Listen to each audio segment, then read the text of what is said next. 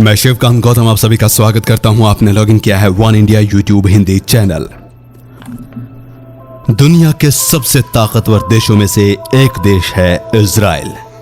विश्व भर में यहूदी धर्म को मानने वाला एकमात्र देश इजराइल। इस देश का इतिहास भारत से काफी मिलता जुलता है। भारत की तरह आजादी के लिए इसको भी कई टुकड़ों में होना पड़ा। भारत 2 टुकड़ों में तो इजराइल भी फिलिस्तीन के साथ 3 टुकड़ों में बटा, जिसमें एक हिस्सा यहूदियों को इजराइल के रूप में मिला और बाकी 2 हिस्से अरबों को मिले। आज हम आपको फिलिस्तीन से अलग होकर बने इस नए देश इजराइल के जन्म की कहानी बताते हैं। शुरुआत फिलिस्तीन से करते हैं। फिलिस्तीन उस्मान साम्राज्य का हिस्सा था। 1878 में उस्मान साम्राज्य में 87% मुस्लिम, 10% ईसाई और 3% यहूदी लोग थे। 19वीं सदी में पहली बार इजराइल की स्थापना की मांग उठी, जिसे शियनिज्म आंदोलन का नाम दिया गया। दूसरे विश्व युद्ध के बाद उस्मान साम्राज्य का पतन हो गया और ब्रिटेन फिलिस्तीन पर राज करने लगा। अंग्रेजों ने बेलफोर्स घोषणा करके यहूदियों के लिए अलग देश की मांग का समर्थन किया। इसके पीछे उनकी फूट डालो और शासन करो की नीति थी। इसके बाद अंग्रेजों ने यहूदियों के अप्रवासन की सहमति दे दी। इससे बड़ी संख्या में यहूदी फिलिस्तीन का रुख करने लगे। ये लोग फिलिस्तीन आकर जमीन को कब्जा कर खेती करने लगे। यहूदियों की बढ़ती संख्या और पहले से रह रहे अरब लोगों में इसके कारण हिंसा होने लगी। इसके देखते हुए 1930 में अंग्रेजों ने अप्रवासन को सीमित करने का फैसला कर लिया, लेकिन इससे मामला और बिगड़ गया। अप्रवासन समिति करने के विरोध में यहूदी लड़ाकों का गठन होने लगा। वे लोग अरब के लोगों और ब्रिटिश राज को खत्म करने की कोशिश करने लगे। शुरुआत में फिलिस्तीन की आबादी में यहूदियों की संख्या मात्र 3% थी, जो 1938 में बढ़कर 30% जा पहुंची। इसके बाद भी गैर कानूनी तौर पर यहूदी फिलिस्तीन आते रहे, जिससे हिंसा में और ज्यादा बढ़ोतरी होने लगी। वे लोग ब्रिटिश राज से जुड़े संस्थानों पर हमला करने लगे। दूसरे विश्व युद्ध के खत्म होने के बाद भी जुलाई 1946 तक लगातार 6 सालों के युद्ध से ब्रिटेन कमजोर हो चला था। इसके बाद भी यहूदियों के अप्रवासन का सिलसिला जारी रहा। बढ़ती हिंसा को रोक पाने में नाकाम हो रही ब्रिटिश राज ने यूएन से इस मामले का हल निकालने को कहा। इसके बाद नवंबर 1947 में यूएन ने फिलिस्तीन को 3 हिस्सों में बांटने का फैसला लिया। पहला हिस्सा यहूदियों को, दूसरा हिस्सा अरब को और तीसरा यरूशलेम। 14 मई 1948 में अंग्रेजी राज खत्म हो गया और इजराइल ने खुद को एक आजाद देश घोषित कर दिया। दूसरे विश्व युद्ध में यहूदियों के नरसंहार के बाद बचे खुचे यहूदियों ने भागकर यरूशलेम के आसपास पनाह ले ली थी। अरब के मुसलमानों ने इसका विरोध किया, जिसके बाद यहूदियों और अरबियों का युद्ध शुरू हो गया। इसी झगड़े के बीच संयुक्त राष्ट्र ने 19 नवंबर 1947 को फिलिस्तीन के 3 हिस्से किए थे, जिसमें इजराइल, लस्तीन के रूप में 2 राष्ट्रों को मान्यता मिली, जबकि यरूशलेम को अलग राज्य बनाने की बात की गई। हालांकि बाद में इजराइल ने यरूशलेम को भी अपने देश में मिला लिया। इसके साथ ही अरब और इजराइल की दुश्मनी शुरू हो गई, जिसमें एक तरफ इजराइल अकेला था तो दूसरी तरफ इराक, लेबनान, सीरिया, मिस्र, लीबिया, यमन, सऊदी अरब और अन्य मुस्लिम देश थे। इस लड़ाई में इजराइल को सिर्फ अमेरिका का साथ मिला। मुस्लिम देशों ने कई बार अलग अलग तरीके से इजराइल पर हमला किया, लेकिन हर बार उन्हें मुंह की खानी पड़ी।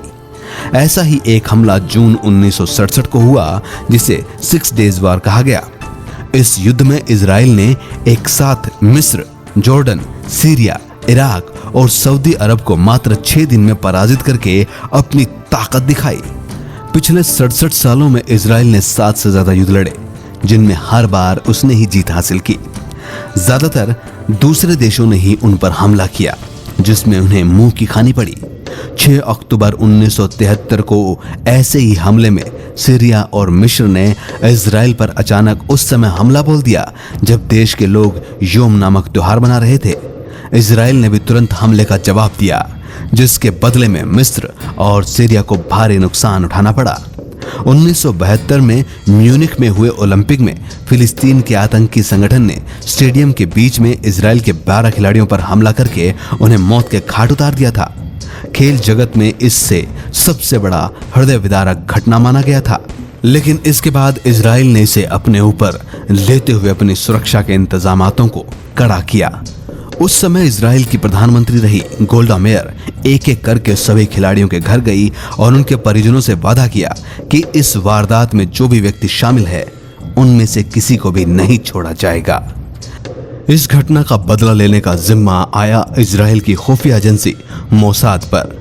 मोसाद के सदस्यों ने दुनिया के कोने कोने में उन आतंकियों को ढूंढकर दर्दनाक तरीके से मौत के घाट उतारा था। मोसाद का यह ऑपरेशन अंतिम दोषी के मारे जाने यानी लगभग 3 दशक तक चला। ऐसी ही एक घटना 27 जून 1976 को हुई जब तेल अवीव से पेरिस जा रहे इजराइल के एक हवाई जहाज का फिलिस्तीनी आतंकी संगठन PFF-LF ने अपहरण कर लिया और उसे युगांडा ले गए। युगांडा के तानाशाह ईदी अमीन ने आतंकियों को अपने देश में उतरने की इजाजत दे दी। अपहरणकर्ताओं ने बंधक बनाए गए लोगों को छोड़ने के बदले फिलिस्तीन के आतंकियों की रिहाई की मांग की, लेकिन इजराइल की सरकार ने इसके बदले कमांडो कार्रवाई का विकल्प चुना, जिसके बाद दुनिया के सबसे खतरनाक मिशन को अंजाम दिया गया, जिसमें इजरायली कमांडोज और मोसाद के सदस्यों ने युगांडा जैसे देश में जाकर सभी अपहरणकर्ताओं को मारा और सभी बंधकों को सुरक्षित रिहा करवाया। मार्च 1978 में लेबनान के आतंकी संगठन PLO के आतंकियों ने 35 इजरायली नागरिकों की हत्या कर दी।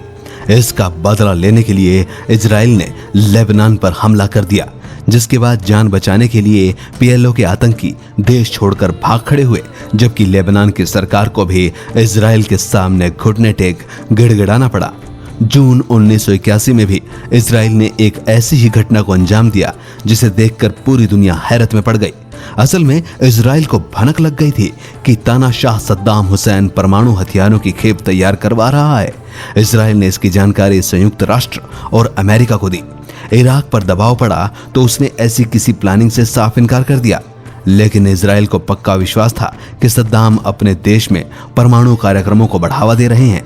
इजराइल ने इसके खात्मे के लिए खतरनाक मिशन को अंजाम दिया, जिसके बाद इजरायली सैनिकों ने इराक में घुसकर 8 जून 1981 को उन्होंने 16 परमाणु संयंत्र तबाह कर दिया।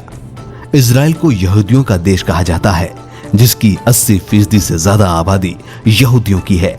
इजराइल को दुनिया भर में यहूदियों के अधिकारों का रक्षक भी कहा जा रहा है।